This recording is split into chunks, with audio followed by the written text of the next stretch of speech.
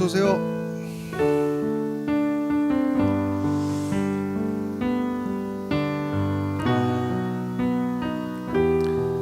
오늘도 예배 오신 여러분을 환영하고 축복합니다. 이 시간 오늘의 예배 드리기 전에 오늘 함께 기도하면서 오늘 이 시간 오늘의 예배를 준비했으면 좋겠습니다. 특별히 지금은 사순절 기간입니다. 예수님께서 우리를 위해 이 땅에 오셨고 또 우리를 위해 십자가에 못 박히셨던 그 사건을 우리가 이 시간 기억하면서 그 예수님의 사랑에 우리가 이 시간 주님의 보혈 가운데 우리가 거하기 원합니다. 주님의 사랑 가운데 거하기 원합니다. 오늘 예배를 가운데 주님만 바라보기 원합니다. 이 시간 함께하여 주시옵소서. 우리 이런 마음 가지고 이 시간 함께 묵상함으로 기도하면서 오늘의 예배를 준비했으면 좋겠습니다. 기도하겠습니다.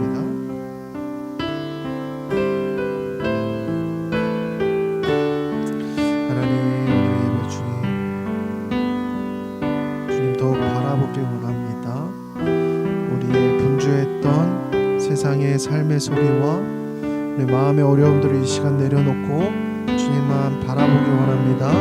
우리의 마음이 주님께 합하여질 수 있게 하여 주시고 주님 우리의 모든 순서와 시간을 통해서 우리가 주님과 동행하는 삶이 될 수 있게 하여 주시옵소서. 무너졌던 우리의 신앙이 다시금 회복되게 하여 주시옵소서. 주님 이 시간 주님께 나아가게 하여 주시옵소서. 다시금 붙들림 받을 수 있게 하여 주시옵소서. 하나님 주님의 은혜를 구합니다. 아버지 하나님 함께 해 주시옵소서.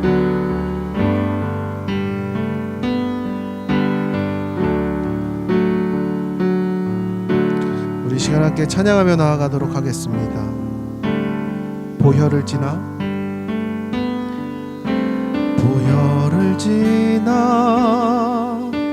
하나님 품으로 보혈을 지나 아버지 품으로 보혈을 지나 하나님 품으로 한 걸음씩 나아가네.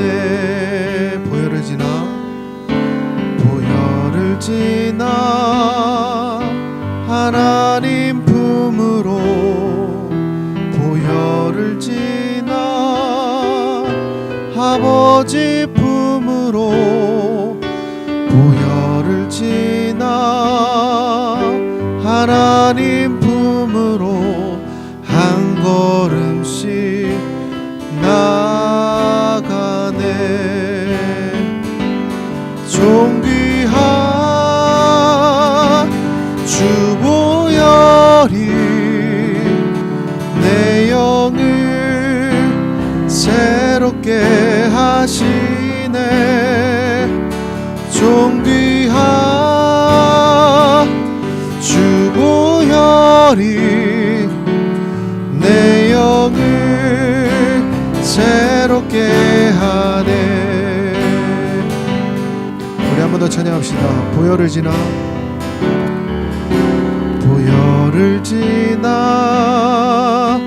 하나님 품으로 보혈을 지나 아버지 품으로 보혈을 지나 하나님 품으로 한 걸음씩 나가. 우리 한 번 더 보혈을 지나 하나님 품으로 보혈을 지나 아버지 품으로 보혈을 지나 하나님 품으로 한 걸음씩 나아가네. 존귀한 주 보혈이 내 영을 새롭게 하시네. 존귀한 주 보혈이 내 영을 새롭게 우리 한 번 더 존귀한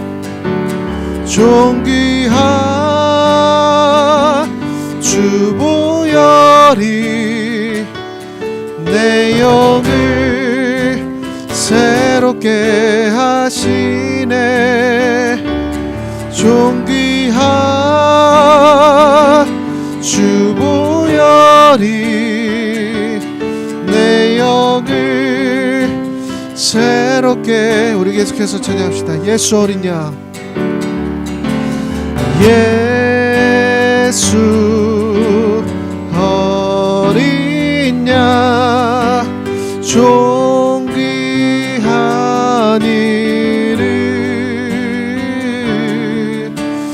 예수 어린 양, 존귀한 이. 약할 때 강함 되시네. 약할 때 강함 되시네. 나의 보배가 되신 주 나의 모든 것. 주 안에 있는 보물을 나는 포기할 수 없네. 주 나의 모든 것. 우리 한 번 더. 약할 때 강함 되시네. 약할 때 강함 되시네. 나의 보배가 되신 주 나의 모든 것. 주 안에 있는 보물을 나는 포기할 수 없네. 주 나의 모든 것. 예수 어린 양, 존귀한 이름, 예수 어린 양, 존귀한 이. 예수 어린 양, 예수 어린 양, 존귀한 이름,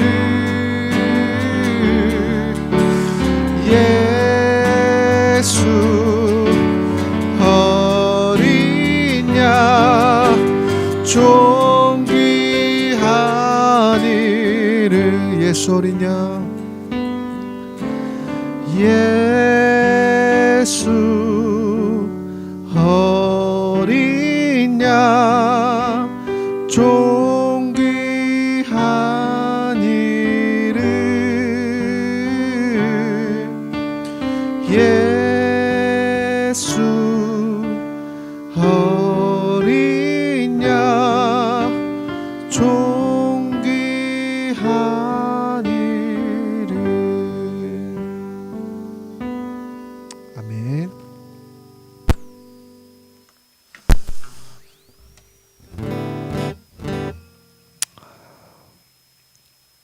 예수님이 우리의 모든 것 되십니다. 우리 이 시간 계속해서 찬양하며 나아갈 때 우리 그 뒷장에 있는 주의 이름 높이며 우리 이 시간 기쁨으로 찬양하며 나아가겠습니다.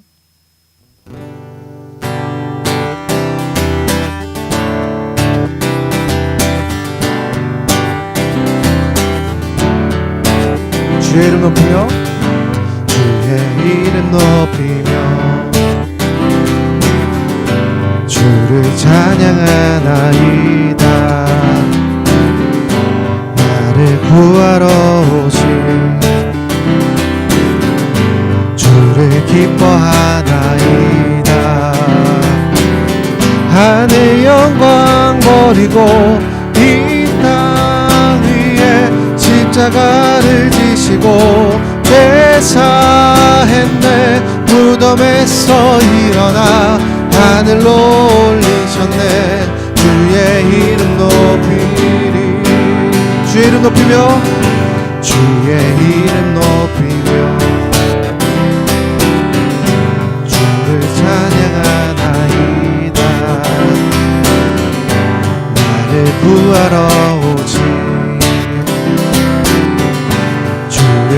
기뻐하나이다. 하늘 영광 버리고 이 땅 위에 십자가를 지시고 제사했네. 무덤에서 일어나 하늘로 올리셨네. 주의 이름 높이리. 하늘 영광 버리고 이 땅 위에 십자가를 지시고 제사했네. 무덤에서 일어나 하늘로 올리셨네. 주의 이름 높. 우리 한 번 더 하늘 영광 버리고 이 땅 위에 십자가를 지시고 제사했네. 무덤에서 일어나 하늘로 올리셨네. 주의 이름 높이리. 예수 열방의 소망, 예수 우리의 주는 온 땅에 영원한 소망. 예수 어둠 속에 예수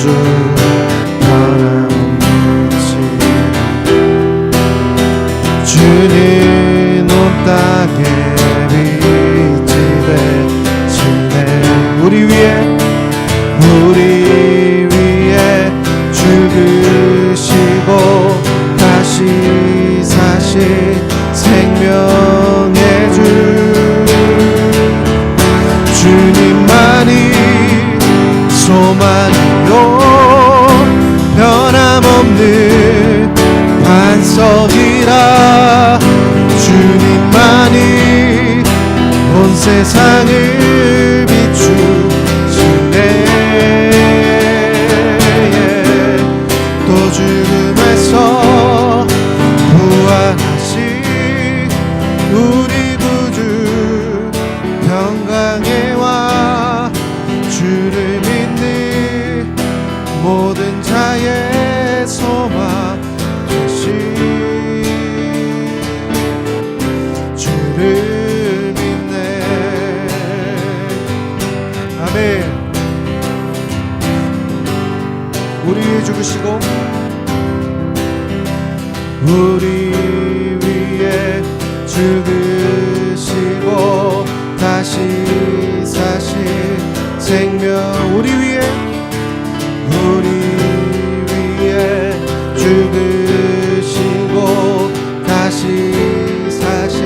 우리 한 번 더. 우리 위해 죽으시고 우리 위해 죽으시고 다시 사신 생명의 주 주님만이 소망이요 변함없는 반석이라. 주님만이 온 세상을 비추시네. 아멘.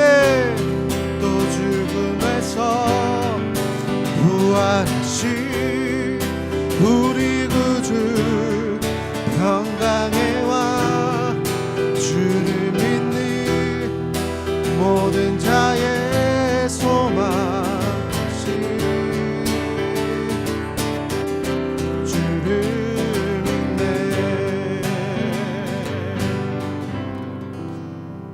아멘. 주님이 우리를 위해 죽으시고 다시 사셨습니다. 오늘 그 사실이 믿어질 때 오늘 우리가 힘이 되고 그 사실이 우리에게 구원이 되어줄 줄로 믿습니다. 우리 시간 마지막으로 전심으로라는 찬양 우리 함께 나누기 원하는데요. 오늘 우리의 삶은 항상 믿음과 현실이 이렇게 줄다리기 하는 싸움과 같다고 느껴집니다. 그래서 내가 믿음의 선택을 하기를 항상 원하지만 늘 현실은 우리의 발목을 잡고 자꾸만 넘어지게 한다라는 것이에요. 그런데 성경의 인물들을 보니까 다윗도 그랬고 많은 성경의 인물들이 그 싸움 가운데 늘 고백했던 것이 무엇입니까? 주님이 나의 힘이시고 주님이 나의 능력이십니다. 이런 것들을 의지하면서 현실을 넘어서는 믿음을 통해서 하나님을 붙잡았다는 것이에요. 오늘 마지막으로 나눌 이 찬양이 오늘 우리의 기도 제목이 되어서 이 찬양의 가사가 오늘 우리의 고백이 되었으면 좋겠습니다. 그래서 내가 믿는 분 예수님, 내가 속한 분 예수님, 주님께 모든 거 맡겨드리기 원합니다. 나의 현실의 삶의 문제보다 내가 믿음으로 사는 삶 살아가기 원합니다. 오늘 우리가 그렇게 고백하며 나아갈 수 있었으면 좋겠습니다. 우리 이 시간 함께 찬양하며 나아갈 때 오늘 이 찬양을 우리가 전심으로 고백하게 소망합니다.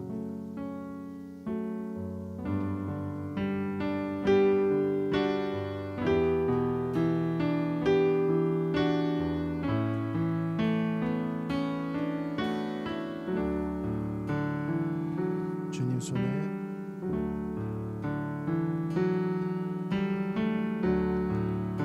주님 손에 맡겨드리리 나의 삶 주님께 주님 손이 나의 삶 붙드네 나 주의 영원히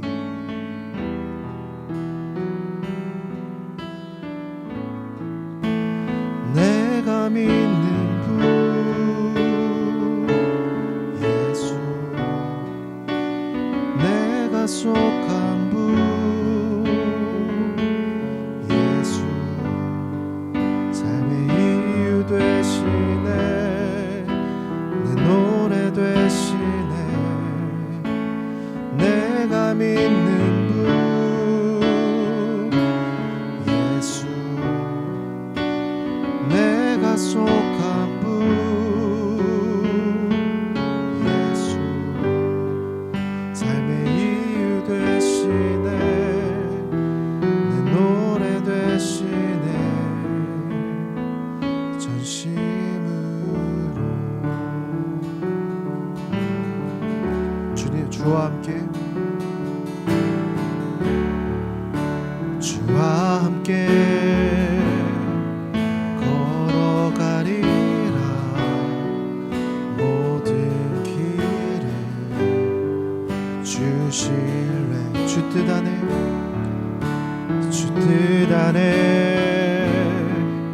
나 살아가리 주의 약속은 영원해 아멘 내가 믿는 분 내가 믿는 분 예수 내가 속한 분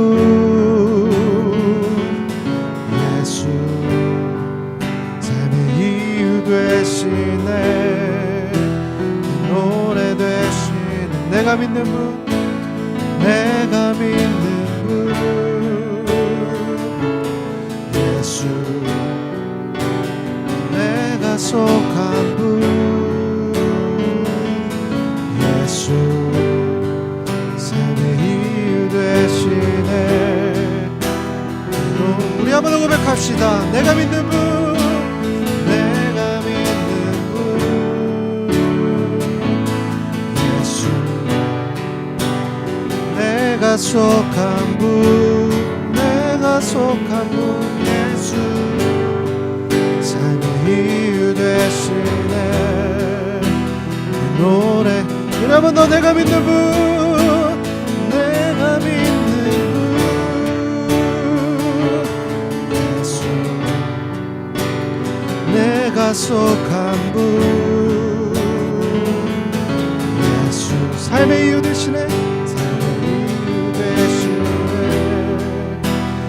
노래 되시네 전심으로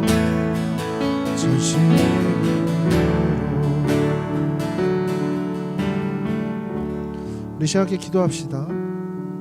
주님,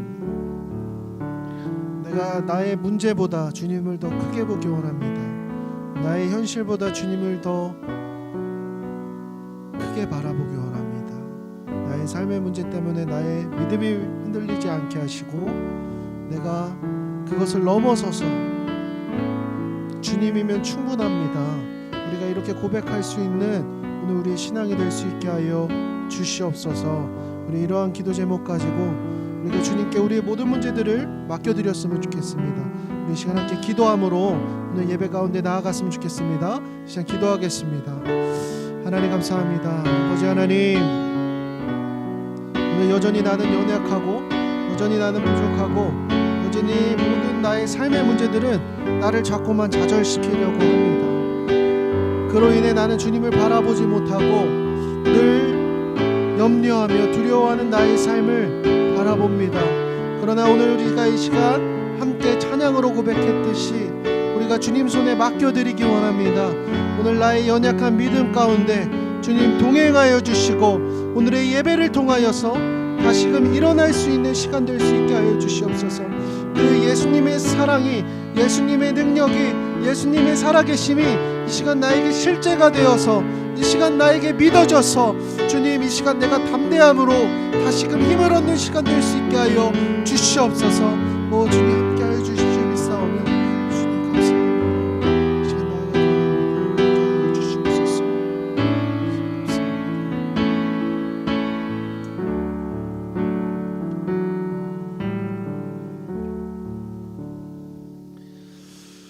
이 시간 제가 대표로 기도하겠습니다. 살아계신 주님 감사합니다. 이 거룩한 주일 사순절 기간을 맞이해서 우리를 주의 전에 불러주심에 참으로 감사드립니다. 주님, 우리가 이 시간 함께 예배함을 통해서 정말 예수님께서 나를 위해 십자가 지셨고 나의 죄의 문제를 해결해 주셨고 오늘 나의 삶에 동행하여 주심을 믿어질 수 있는 이 사순절 기간이 될 수 있게 하여 주시고 무엇보다 이 거룩한 주일 이제 말씀을 드리며 나아갈 때 오늘의 말씀이 나의 삶을 변화시키는 하나님의 음성으로 들려질 수 있게 하여 주시옵소서. 주님, 오늘의 우리의 연약함을 이 시간 기도로 고백하며 나아갔을 때 주님, 우리의 삶의 문제 가운데 주님께서 열어주시고 함께하여 주시면서 모든 것들이 주님께서 하셨음을 우리가 믿음으로 고백할 수 있는 우리 사랑하는 성도들의 삶이 될 수 있게 하여 주시옵소서. 주님께 감사드리며 예수님의 이름으로 기도하였습니다. 아멘.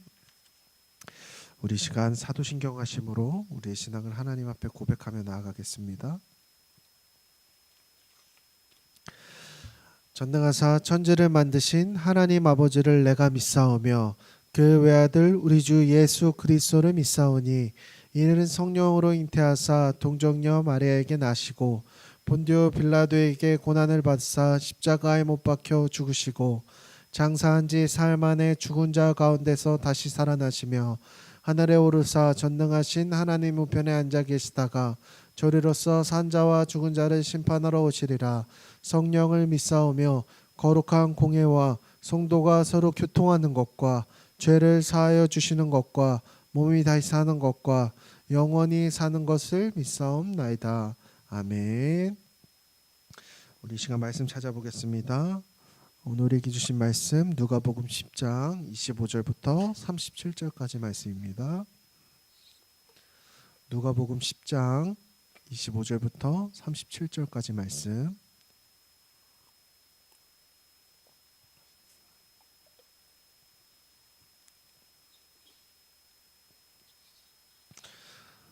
누가복음 10장 25절부터 37절 신약성경 110페이지 있습니다.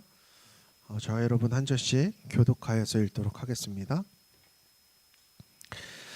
어떤 율법교사가 일어나 예수를 시험하여 이르되 선생님 내가 무엇을 하여야 영생을 얻으리이까?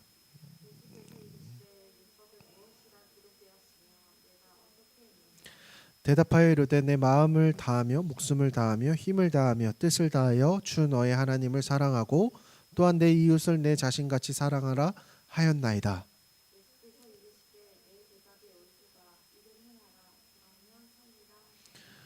그 사람이 자기를 옳게 보이려고 예수께 여짜오되 그러면 내 이웃이 누구니까?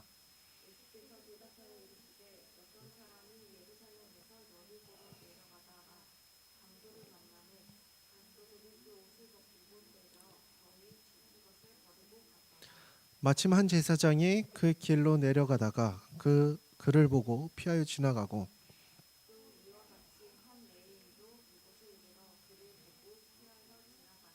어떤 사마리아 사람은 여행하는 중 거기 이르러 그를 보고 불쌍히 여겨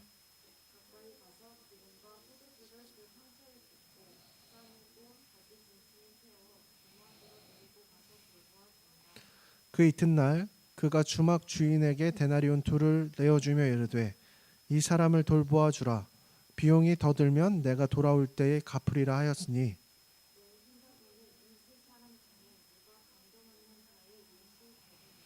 이르되 자비를 베푼 자니이다. 예수께서 이르시되 가서 너도 이와 같이 하라 하시니라. 아멘.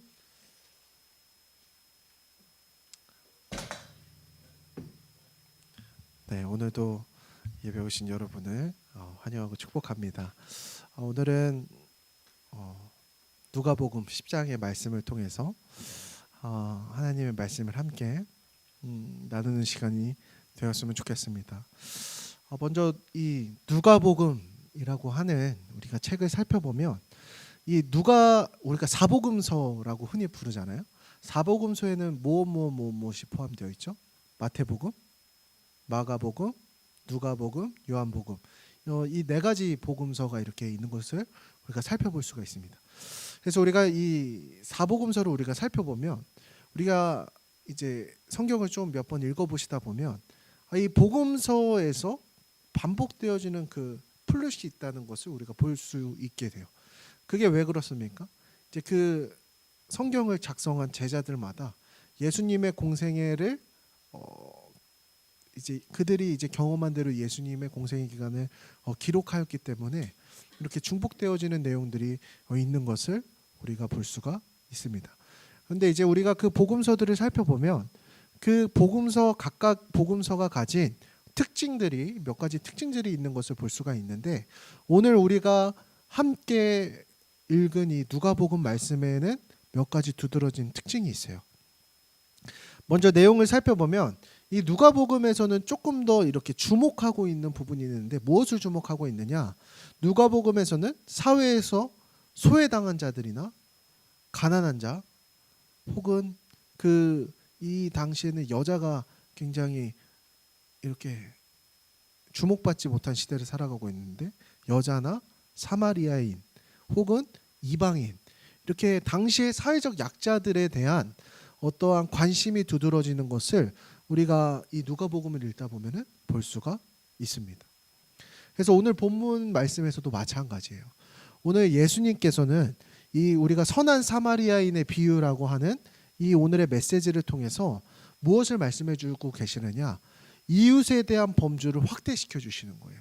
당시에 이스라엘 백성들이 가지고 있던 이웃이라고 하는 개념이 있었다라는 것이요. 내 편, 내 사람 이러한 개념들이 있었다라는 것이요. 그러나 예수님께서는 오늘 이 사마리아 비유를 통해서 그에 대한 범주를 더욱 근본적이고 확대시켜 주시면서 오늘의 말씀을 주시는 것을 볼 수가 있다라는 것이요. 그래서 오늘 이 말씀을 통해서 오늘 우리 또한 마찬가지예요. 오늘 이 말씀을 읽으면서 과연 오늘 나의 이웃은 누구인가? 예수님께서 나에게 맡겨주신 영혼은 무엇인가에 대해서 얼마만큼 사랑해야 되는지 우리가 그것을 다시 한번 확립하는 시간이 되었으면 좋겠습니다. 그래서 먼저 25절의 말씀 제가 읽어보도록 하겠습니다. 어떤 율법교사가 일어나 예수를 시험하여 이르되 선생님 내가 무엇을 하여야 영생을 얻으리까? 아멘. 자, 오늘 말씀에서 보면은 한 율법교사가 예수님을 찾아왔다라고 말씀 가운데 나와 있습니다. 율법교사라고 하면 말씀을 잘 아는 사람이에요? 모르는 사람이에요? 잘 아는 사람이죠. 근데 이 율법교사가 예수님께 질문을 한 의도가 있다라는 것이에요. 25절의 말씀을 잘 찾아보면 예수님을 뭐 하기 위해서 이러한 질문을 했을까요? 시험하여 이르되 이렇게 나와 있다라는 것이요. 이 질문의 의도가 시험하였다라는 것이죠.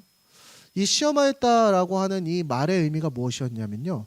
이 누가복음 4장 12절 말씀에서도 똑같은 헬라 원어가 쓰여진 것을 볼 수 있는데 이 의도가 어떤 내용이 담겨져 있었냐면 그 예수님께서 그 광야 가운데 시험을 받으러 들어가시죠. 거기서 사탄이 예수님을 뭐 했죠? 시험했어요.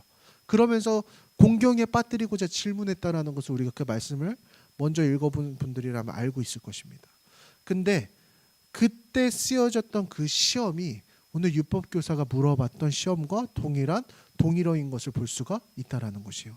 즉 이 율법교사가 예수님께 이 질문을 했다라는 것은 예수님을 올무에 걸려 넘어뜨리게 하기 위한 적대적인 질문 태도였다라는 것을 알 수가 있다라는 것이요. 그리고 곧이어서 이 율법교사가 무엇을 질문했죠?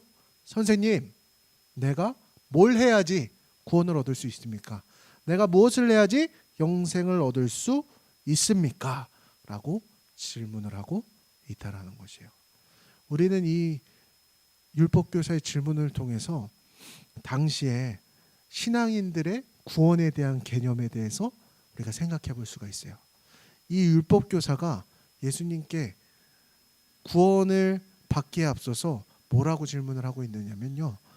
내가 뭘 해야지? 내가 어떤 걸 실천해야지? 내가 어떤 걸 금욕해야지 구원을 얻을 수 있냐라고 물어보고 있다는 것이요. 즉 율법교사의 생각의 저변에 깔려있던 구원에 대한 생각은 무엇이었습니까? 내가 뭔가를 실천해야지만이 구원을 얻을 수 있다라고 하는 율법주의적 관념이 이 생각 가운데 깔려있다라는 것을 오늘 볼 수가 있다라는 것이요. 여러분들, 그럼 저는 여러분들에게 한번 질문을 해보도록 하겠습니다. 구원은 어떻게 얻어지는 것입니까? 네? 믿음으로, 그렇죠? 요한복음 1장 12절 말씀에 구원에 대해서 이렇게 설명하고 있죠. 영접하는 자, 곧 그 이름을 믿는 자에게는 하나님의 자녀가 되는 권세를 주셨으니. 그러니까 그리스도를 영접하면서 예수님이 오늘 나의 구주가 되셨다.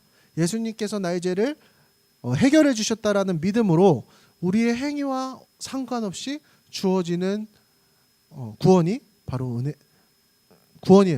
그것이 바로 구원이라는 것이에요. 그러나 오늘 우리 주변에서도 이러한 신앙생활을 하는 사람들이 많다라는 거죠. 이 율법사와 같이 신앙생활을 하는 많은 성도들의 모습 가운데 신앙의 연수가 쌓이다 보면은 어떠한 생각을 우리가 많이 하게 돼요? 이제는 어떤 예배에 대한 감격, 구원에 대한 기쁨 이런 것보다 무엇이 앞서기 시작하냐면요. 어떤 행위만 남은 신앙생활을 하게 되는 경우들이 더 많이 남게 된다는 것이에요. 그러면서 그러한 자신의 기준과 잣대를 가지고 남들을 정죄하는 신앙생활을 점점 많이 하게 되어진다라는 것이에요. 그러한 모습들이 마치 무엇과 같습니까? 너무나 안타까운 모습 아닙니까? 오늘 우리의 신앙을 좀 점검해 보았으면 좋겠습니다. 오늘 나의 신앙은 이 율법교사와 같이 껍데기만 남은 신앙생활을 하고 있는 것은 아닌지, 믿음의 어떤 행위만 남은 신앙생활을 하고 있는 것은 아닌지 우리가 돌아보면서 정말 우리가 예수님을 처음 만났을 때 그 기쁨과 감격이 저와 여러분 가운데 가득하기를 간절히 소망합니다. 그리고 오늘 말씀을 계속해서 볼게요. 26절부터 28절 말씀이에요.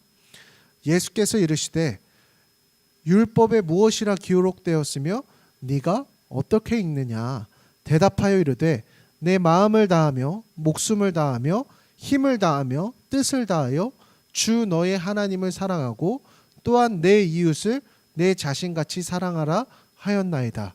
예수께서 이르시되 네 대답이 옳도다. 이를 행하라. 그러면 살리라 하시니. 아멘. 자, 이 율법사가 질문을 했을 때 예수님께서 대답을 하시기보다는 이렇게 물어보면서 그 질문에 대한 의도를 이렇게 돌리시는 것을 볼 수가 있어요. 뭐라고 질문하시느냐? 율법에 무엇이라 기록되었으며 네가 어떻게 읽느냐라고 이렇게 다시금 질문하시는 거예요. 그러니까 율법사가 뭐라고 대답을 합니까? 이 율법교사가 예수님의 말문을 이렇게 턱 막히게 하기 위해서 카운터 펀치를 날리는 거예요. 여기서 내 마음을 다하여 목숨을 다하여 힘을 다하여 뜻을 다하여 주 너의 하나님을 사랑하고 이 말씀 구절이 나오는 것을 볼 수가 있어요. 여러분들 올해 성경 통독하기 때문에 여기 말씀 어디서 본 것 같지 않아요? 구약 성경에서 본 것 같아요, 안 본 것 같아요? 여기 보면 나왔던 것 같죠? 네, 여기 말씀이 이 율법 교사가 신명기 말씀하고 레위기 말씀을 인용했어요. 그래서 예수님의 말문을 막히게 하는 거죠.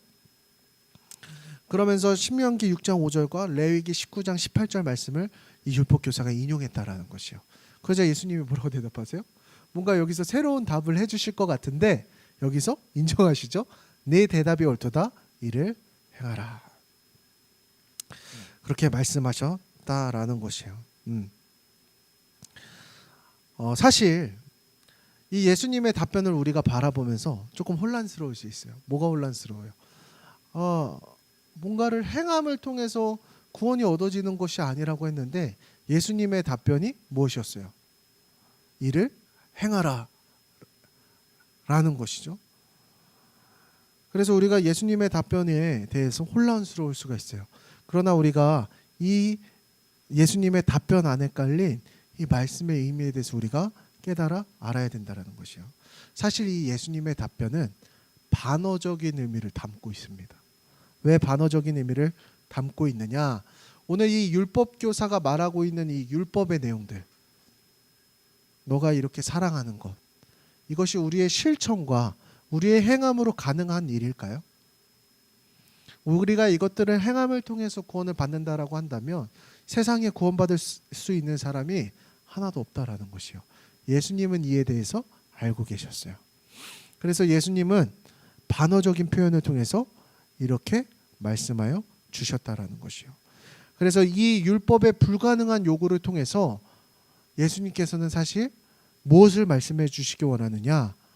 하나님의 자비를 구하게 하려는 것임을 우리는 깨달아야 한다라는 것입니다. 마찬가지로 오늘 우리의 삶에서도 마찬가지예요. 우리의 신앙생활 가운데 너무나 율법주의적인 신앙생활의 모습들이 있다면 사실 그것들을 실천하려고 하다 보면 우리의 신앙 가운데 번아웃이 되는 상황들을 참 많이 경험을 하게 됩니다. 그래서 내가 성경 읽기 해야지, 지금까지 해야 되는데 사실 그게 잘 돼야 안 돼요. 안 하게 되고 죄책감에 빠지게 되고, 그리고 어떤 신앙의 실천들을 우리가 행하려고 하는 것들이 때로는 우리의 발목을 잡는 족쇄와 같이 느껴질 때가 있다라는 것이에요. 그러나 오늘 예수님께서는 무엇을 말씀해 주시는 것이냐? 우리의 율법의 실천이 우리의 의로 되어지지 않는다라는 것을 이렇게 말씀해 주신다는 것입니다. 생각해 보니까 그렇습니다. 정말 우리가 어떤 믿음의 실천을 하게 되는 경우는 어떠한 경우였느냐? 내가 하나님을 사랑할 때 그러한 율법적인 행위들이 자연스럽게 따라와지는 것들을 경험하게 되어진다라는 것입니다. 그래서 오늘 여러분들의 신앙생활 가운데 어떠한 번아웃이 느껴지고 뭔가 행함에 대한 어려움이 느껴질 때는 오늘 우리의 신앙의 현주소를 돌아보아야 된다라는 것입니다. 과연 나는 하나님을 사랑하고 있는가? 하나님을 꿈꾸고 있는가? 이런 것들을 돌아볼 때 그러한 믿음의 행함이 우리에게 따라올 수 있다라는 것입니다. 하나님을 꿈꾸고 하나님을 사랑할 수 있는 저와 여러분이 되길 간절히 소망합니다. 이 말씀을 읽으면서 갑자기 그런 질문을 받았던 게 기억이 납니다. 제가 이제 청소년 사역을 했던 당시에 한 청소년 아이가 이제 많은 은혜를 받았어요. 그래서 그의 삶에서 이제는 하나님께서 바라보시기에 죄된 모습들을 이렇게 끊어내고 싶다라는 것이에요. 그러면서 그 청소년 아이가 제일 저한테 이렇게 상담을 하면서 고민 상담했던 게 뭐였냐면요. 이제 그 음란물에 대한 이제 고민을 갖고 있더라고요. 그래서 이제 그 아이가 은혜를 받고 이제 그러한 것들을 다 끊어버려야지 이렇게 생각을 했는데 얘가 이제 다시금 자신의 일상생활로 돌아왔을 때 이게 끊어집니까 안 끊어집니까? 쉽지가 않더라는 것이에요. 그러면서 저한테 전사님도 남자이기 때문에 아시지 않냐. 전사님은 청소년 때 이러한 것에 대해서 어떻게 했느냐. 에? 이게 야동을 보는 게 옳냐 그르냐 이런 식으로 하면서 저에게 질문을 하더라는 것이었어요. 제가 어떻게 대답했을까요? 굉장히 이렇게 난감한 질문이죠. 보라고 할 수도 없잖아요. 그래서 봐, 괜찮아 이렇게 말할 수도 없고, 근데 그 아이의 어려움을 알기 때문에, 정말 그 믿음을 알기 때문에 뭐라 대답해야 될지 모르겠을 때 제가 그때 이렇게 대답했습니다. 죄의 문제는 우리의 의지로 해결되어지는 것이 아니다. 이게 안 하려고 생각하는 것 자체가 너가 이미 그 음란한 것을 묵상하고 있는 것이다. 우리의 죄의 문제는 어떻게 해결되어지는 것이냐, 내가 한다 안 한다의 문제로 해결되어지는 것이 아니라 너의 마음 가운데 하나님을 묵상하고 하나님을 꿈꿀 때 그러한 것들에 대한 너의 그런 욕구가 조금 더 잠잠해질 수 있을 거라고 생각을 한다. 그렇게 함께 기도해보자, 이렇게 대답을 해주었습니다.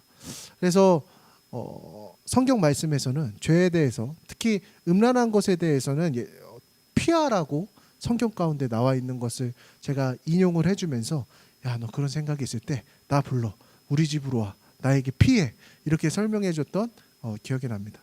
그렇다라는 것이, 오늘 이 율법에 대한 부분에서는 내가 지켜야 된다라고 생각하는 것이 때로는 우리의 족쇄가 되어질 수 있지만, 그것이 아니라 내가 하나님의 나라를 꿈꿀 때 내가 선을 행하고 율법을 지켜내는 것이 우리의 삶의 실천으로 나타나진다라는 것이, 이 순서가 중요하다라는 것이요. 그래서 오늘 하나님의 나라를 꿈꾸고 주님을 사랑할 수 있는 저와 여러분이 될 때 이러한 것들이 행해질 수 있게 되기를 간절히 소망합니다. 자, 오늘 말씀으로 돌아와서 29절에서 30절 말씀 제가 있습니다. 그 사람이 자기를 옳게 보이려고 예수께 여짜오되 그러면 내 이웃이 누구니이까? 예수께서 대답하여 이르시되 어떤 사람이 예루살렘에서 여리고로 내려가다가 강도를 만나매 강도들이 그 옷을 벗기고 때려 거의 죽은 것을 버리고 갔더라. 아멘. 자, 여기서 이제 그 예수님, 그 율법사가 대답할 때 이웃 사랑에 대한 관점이 나왔잖아요. 그래서 예수님에게 다시금 되묻기 시작하는 거예요. 내 이웃이 누구니까? 우리의 이웃은 누구입니까? 오늘 이제 굉장히 이 시대가 개인주의적인 성향이 강해지는 시대를 살아가기 때문에 이런 이웃에 대한 범주가 점점 줄어드는 것을 볼 수가 있어요. 그래서 요새는 이사와도 떡도 잘 안 돌리는 시대를 살아가고 있지 않습니까? 그래서 이제는 그냥 내 가족, 내가 사랑하는 사람, 이 정도만 잘 챙기는 것이 우리의 이웃의 범주라고 우리가 흔히 생각하면서 살아갑니다. 근데 예수님께서는 그 이웃에 대해서 뭐라고 말씀하여 주시느냐? 오늘 이 말씀을 통해서, 이 비유를 통해서 설명해 주시고 계시다라는 것이요. 그러면서 예수님께서 어떤 말씀을 해주시느냐? 한 이야기를 들려주시는데 이런 내용이죠. 어떤 사람이 예루살렘에서 여리고로 내려가다가 강도를 만났대요. 근데 그 사람을 옷 벗기고 때리고 거의 죽이고 갔더라라는 것이요. 지금 여기서 예루살렘에서 여리고로 내려가는 이 길이 어떤 길이냐면요, 한 27km가 되는 아주 긴 거리예요. 근데 이 길은 어떤 식으로 되어져 있느냐라고 하냐면 이 바위투성이에 구불구불하고 사람들의 인적이 드문 길이었다라고 합니다.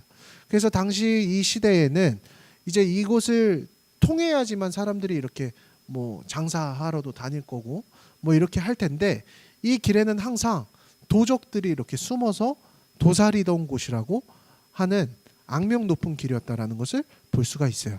그래서 예수님의 비유에서도 이때 이러한 사단이 났다라는 것을 볼 수가 있죠. 그러면서 계속해서 말씀을 읽어보니까, 근데 이 길에 사람들이 지나가요. 어떤 사람이 지나갑니까? 마침 한 제사장이 그 길로 내려가다가 그를 보고 어떻게 했어요? 피하여 지나갔다라고 나와 있어요. 제사장이 피하여 지나갔다. 또 이와 같이 한 레위인도 그곳에 이르러 그를 보고 피하여 지나가되. 이 공경당한 사람을 보고 피했던 사람이 어떤 사람이죠? 제사장 그리고 레위인. 이 두 사람에게는 공통적인 특징이 있습니다. 무엇을 하는 사람이에요? 제사장은 예배를 집례하는 사람이고요, 레위인은 성전 봉사자를 의미하고 있다라는 것이에요. 그러니까 두 사람 다 어떤 사람들이냐면요, 크리스찬이라는 것을 이야기하고 있다라는 것이에요. 근데 이 사람들이 그냥 지나가요. 왜 그냥 지나갔을까요? 이유에 대해서 알아야 되죠. 남이기 때문일까요? 당시에 이런 이유가 있었어요. 당시 시대적인 배경을 살펴보면 제사장이나 성전 봉사자인 이 레위인은 죽은 사람들, 이 시체를 만지는 것을 부정한 것이라고 여겼어요. 율법상으로. 그렇기 때문에 이러한 사람을 만졌을 때, 죽은 사람을 만졌을 때 7일 동안 성전에서 성례를 집례할 수가 없었다라는 것이에요. 그렇기 때문에 이 고통상하는 이 사람을 보고도 그 사람에 대한 어떤 궁휼한 마음이나 도움과 관심보다 무엇을 더 우선시했다라는 것이에요? 본인들의 율법, 본인들의 성례, 본인들의 의미를 더 우선시했다라는 것이에요. 예수님께서는 이 비유를 통해서 뭘 얘기해주고 계시다라는 것이에요. 사랑 없는 경건의 모습은, 사랑 없는 율법의 실천은 아무런 의미가 없다라는 것을 보여주고 있다라는 것입니다. 이전에 제가 부교육자 생활을 할 때 마찬가지로 한 청년이 저에게 이렇게, 청년이 아니죠. 그 청년의 부모가 신앙 상담을 저에게 했는데 어떤 일이었냐면요. 그 부모님이 이래요. 내용 들어보니까 저희 아이 좀 잘 설득해서 교회에 좀 나오게 해달라는 거예요. 저희 아이가 원래 이제 모태신앙이고 잘 이렇게 교회 안에서 컸는데 이제 청소년기를 지나서 청년 정도가 되다 보니까 이렇게 교회에 나오기 싫어한다라는 거지. 그래서 저한테 좀 아이 신방 좀 해서 나오게 해달라고 하는 부탁을 받았었습니다. 그래서 그 청년을 만났어요. 상담을 했습니다. 이차저차 해서 너가 참 얼굴도 잘생겼고 이런데 우리 같이 신앙생활하면서 했으면 참 좋겠다, 이런 얘기를 했습니다. 근데 그 아이가 이런 얘기를 하는 거예요. 내가 교회 안 나오는 이유가 있어요, 전도사님. 근데 그 이야기를 듣는데 이유가 참 충격적이었습니다. 왜 그 아이가 교회를 안 나왔었냐면요, 그 아이의 아버지 때문에 교회 나오기 싫다라는 것이요. 그래서 들어보니까 이러한 이유가 있었습니다. 그 아이의 아버지는요, 그 당시에 교회에서 굉장히 봉사를 많이 하고 교회에서 중직을 맡아서 하는 중직자셨어요. 그래서 교회에서 막 성가대도 하시고 교회에서 헌금도 많이 하시고 봉사도 많이 하시는데 문제는 무엇이었느냐, 가정에서의 모습이 이와는 완전히 180도 다른 모습이었다라는 것이요. 아이에게 폭언을 하고 그 아내 집사님과 가정 불화가 있고 교회에서와는 전혀 다른 이중적인 모습을 아이가 계속 보면서 자라다 보니까 결국 그 아이의 신앙까지도 막혀버리고 아버지에 대한 상처로 교회가 나오기 싫다라는 것이었습니다. 그때 제가 얼마나 마음이 아팠었는지 모릅니다. 오늘 이 예수님의 비유에 나오는 레위인과 제사장의 모습이 오늘 우리의 모습과는 같지 않은지 오늘 우리가 좀 말씀을 통해서 돌아보았으면 좋겠습니다.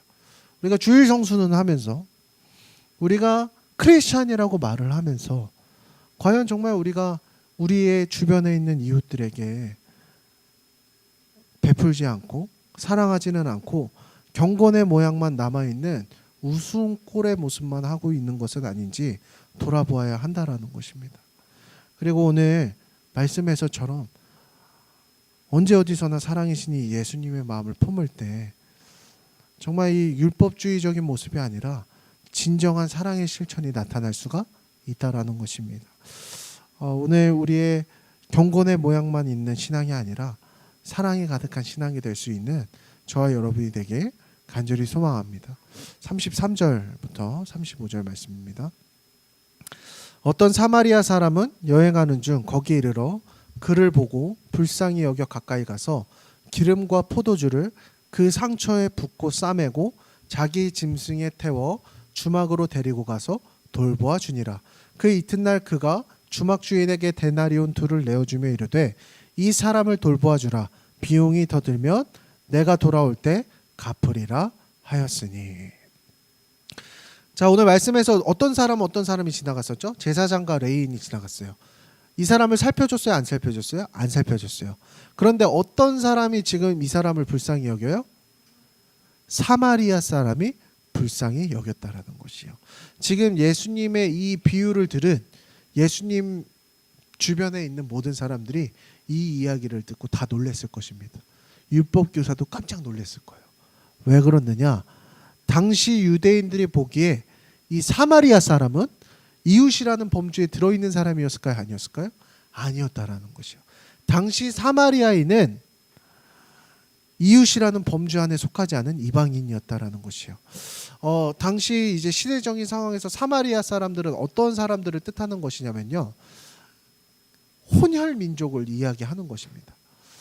이스라엘은 당시 그 사람들의 민족주의가 굉장히 강했던 사람들이었습니다. 그래서 이스라엘 안에서만, 그 유대인들 안에서만 같이 결혼을 하고 아이를 낳아서 대를 잇는 것이 굉장히 중요했던 시대였습니다. 근데 사마리아인들은 어떤 사람이에요? 당시에 이방 족속들과 함께 결혼을 해서 아이들이 낳아져서 그 혼혈 민족이 바로 사마리아인이었다라는 것이요. 당시 선민 사상으로 가득 찬 유대인들은 이러한 사마리아인들을 마치 인간 이하의 취급을 했다라고 이야기를 합니다. 그런데 예수님께서는 오늘 이 비유를 통해서 어떤 사람을 등장시키시는 거예요? 사마리아인을 콕 집어서 이야기를 설교 가운데 꺼내셨다라는 것이요. 그래서 이웃에 대한 범주를 확장시켰다라는 것을 볼 수가 있다라는 것이에요. 내 이웃은 누구냐?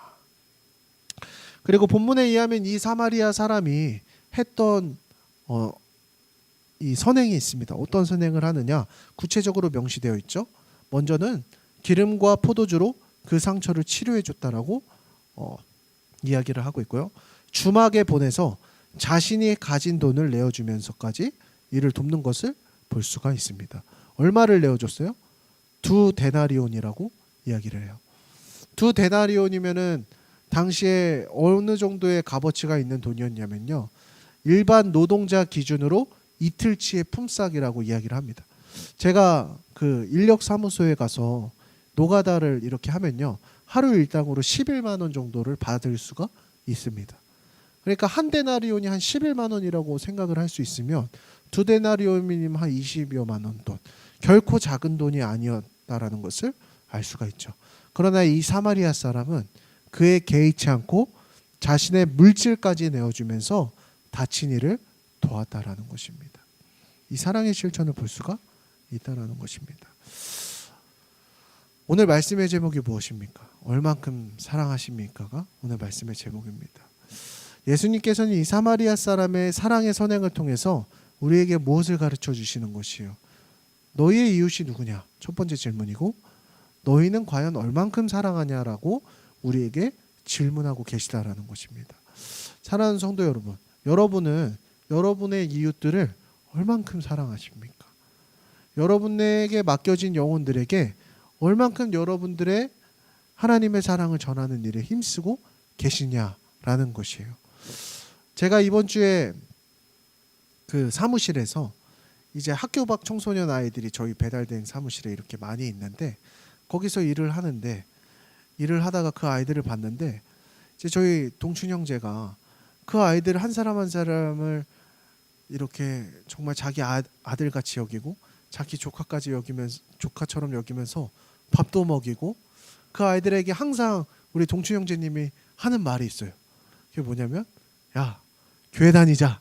맨날 이런 말씀을 하세요. 저희 그 청소년 아이들한테. 그럼 아이들이 교회요? 막 이렇게 하면서 황당하는 모습을 제가 이렇게 봤는데, 제가 그 모습을 제3자의 모습으로 바라보고 있는 거예요. 저는 전도사인데, 전도사는 뭐 하는 사람이에요?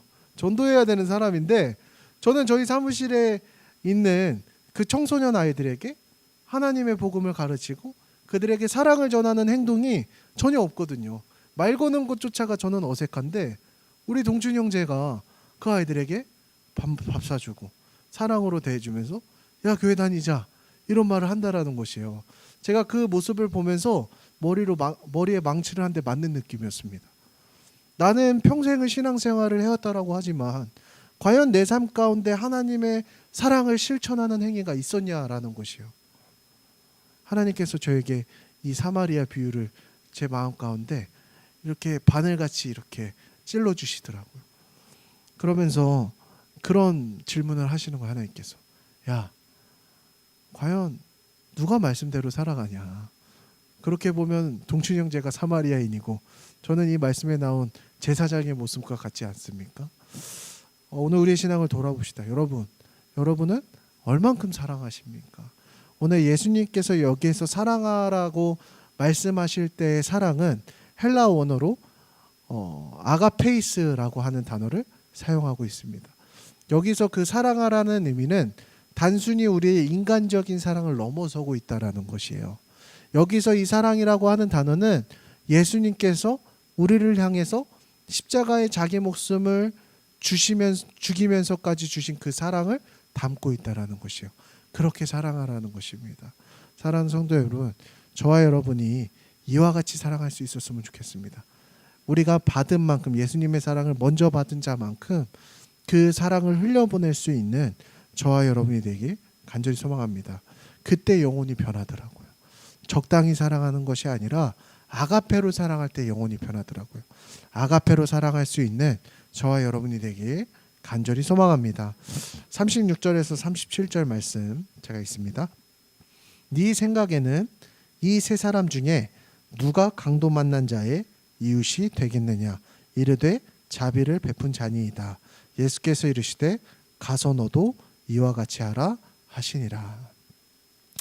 예수님께서 율법사에게 이렇게 물어보셨죠? 누가 강도 만난 자의 이웃이냐?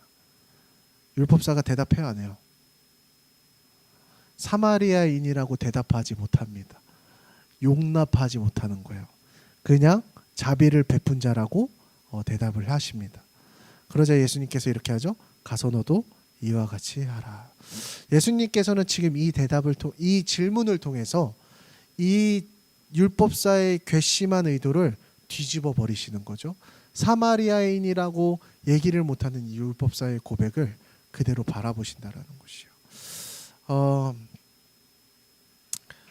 저는 이 말씀 보면서 오늘 우리의 신앙이 마치 사마리아인 같진 않나 그런 생각을 했습니다. 예수님의 말씀을 듣고도 나의 삶에 적용하지 못하는 율법 교사의 모습, 그게 우리의 모습 아닌가. 우리가 매주일 말씀을 듣지만 그 말씀을 우리의 삶에서 인정하지 못하고 실천하지 못하는 모습이 마치 오늘 우리의 모습이 이 율법 교사의 모습이 아닌가 돌아보게 됩니다. 여러분, 말씀을 들을 때 정말 이 말씀이 우리의 삶에서 실천하여지는지, 아니면 한 귀로 듣고 한 귀로 흘리고 있는 것은 아닌지 우리가 돌아보아야 한다라는 것이에요. 그리고 진정한 하나님의 우리가 이 말씀이 우리의 삶에서 적용되어지는 것은 우리가 이 말씀을 우리의 삶에서 정말로 받아들이고 우리의 삶을 그대로 적용시킬 때 우리의 삶에서 그 하나님의 은혜가 이루어진다라는 것입니다. 사랑하는 성도 여러분, 오늘 이 예수님의 선한 사마리아인의 비유가 오늘 우리가 듣고 거기서 그치는 것이 아니라 우리가 이 말씀이 오늘 우리에게 정말 삶의 정말 가르침이 되고 우리의 삶을 변화시키는 말씀이 되어서 우리의 이웃들에게, 그리고 우리의 삶에 맡겨주신 영혼들에게 그 사랑을 실천할 수 있는 저와 여러분이 되게 간절히 소망합니다. 그래서 오늘 삶에서 여러분들이 만나는 직장 동료에게, 여러분의 가정에서 여러분들의 이웃들에게 이 하나님의 사랑을 전할 수 있는 저와 여러분이 되길 간절히 소망합니다. 이 시간 기도하고 말씀을 마치도록 하겠습니다. 하나님 아버지, 감사합니다. 오늘 말씀을 우리가 돌아봅니다. 주님, 오늘 우리의 이웃은 누구입니까? 오늘 우리가 만나는 그 한 사람 한 사람을 가벼이 여기지 않게 하시고 우리가 만나는 그 한 사람 한 사람에게 하나님의 사랑을 전할 수 있는 우리 소망교회 성도들이 될 수 있게 하여 주시옵소서. 주님, 또한 우리가 얼만큼 사랑하고 있습니까? 적당히 사랑하고 있진 않은지 우리의 신앙을 회개합니다. 주님, 주님께서 나를 사랑하셨던 것처럼 정말 그 아가페의 사랑으로 내가 만나는 이웃들에게 사랑하게 하시고 사랑을 베풀게 하시고 그 사랑을 통하여서 내가 만나는 영혼들이 변화될 수 있게 하여 주시옵소서. 주님께 감사드리며 예수님의 이름으로 기도하였습니다. 아멘. 광고 말씀 드리도록 하겠습니다. 2월 17일부터 4월 4일까지 사순절 기간이 진행이 되어집니다. 이 사순절 기간은 예수님께서 그 십자가 고난을 당하신 사건과 부활의 의미를 우리가 기억하면서 우리의 삶에서 어떤 경건의 것들을 우리가 실천하는 기간입니다. 그래서 이 기간 동안 여러분 특별히 우리가 고난 주간에 우리가 한 가지씩 여러분들이 결단할 수 있는 것들 하나씩 결단을 금식하고 결단하려고 하는데 그런 것들에 대해서 함께 좀 준비할 수 있는 시간이 되었으면 좋겠습니다. 지난 주일에 남양주 지방회가 잘 끝났습니다. 그래서 그 1년에 한 번씩 이렇게 목회자들이 모여서 이제 그 남양주 지방에 있는 목회자들이 모여서 회의를 하는 시간이었어요. 그래서 지난주에 그래서 예배가 없었고요. 저희 매주 2시에 정상적으로 예배가 진행되어지니까 기억해 주시면 될 것 같습니다. 성도님들의 기도와 응원으로 이번 주에 준회원 자격 심사를 잘 마쳤습니다. 그래서 논문도 잘 마쳤고요. 자격 심사도 무사히 통과를 해서 이번 4월 8일 날 또 무사히 1년 또 진급을 할 수 있게 되었습니다. 그래서 벌써 목사 안수를 받기까지 1년밖에 남지가 않았습니다. 잘 무사히 통과할 수 있도록 여러분들이 위해서 기도해 주시면 감사하겠습니다. 광고사항이 더 있을까요? 없죠. 네, 없습니다. 저희 이 시간에 결단 찬양, 저희 사순절 기간이기 때문에 저희 갈보리산 위에 우리 시간 함께 찬양하고 주기도문함으로 제가 마치는 기도하고 주기도문함으로 예배를 마치도록 하겠습니다.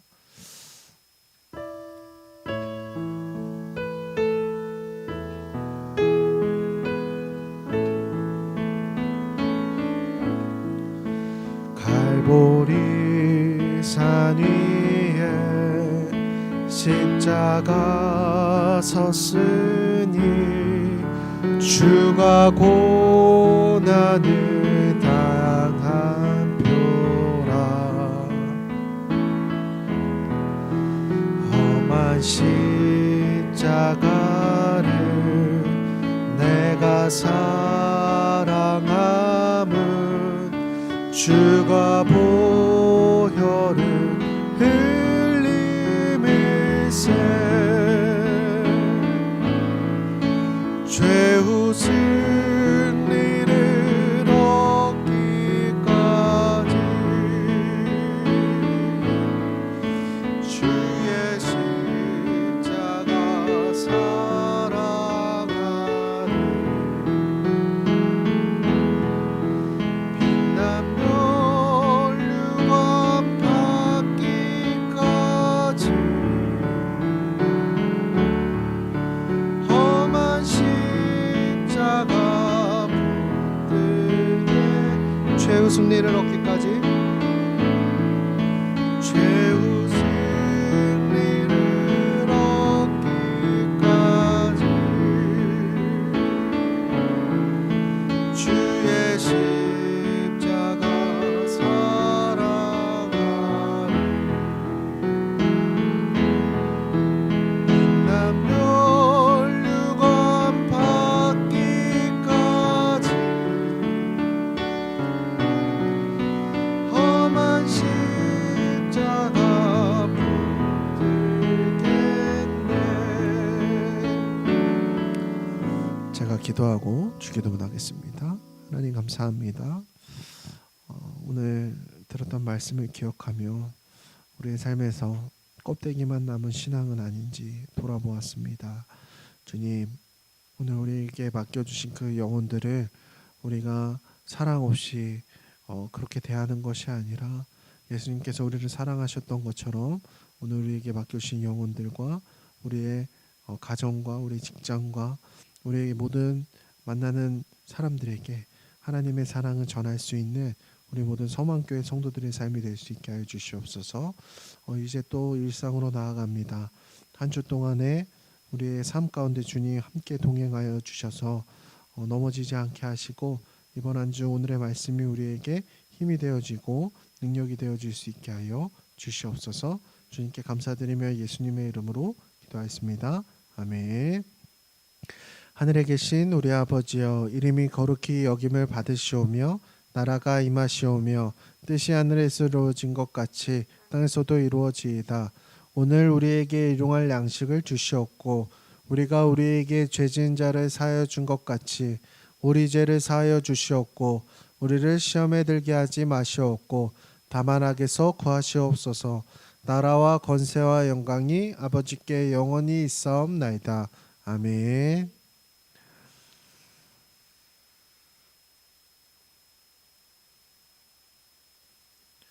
네, 주일 예배를 마쳤습니다.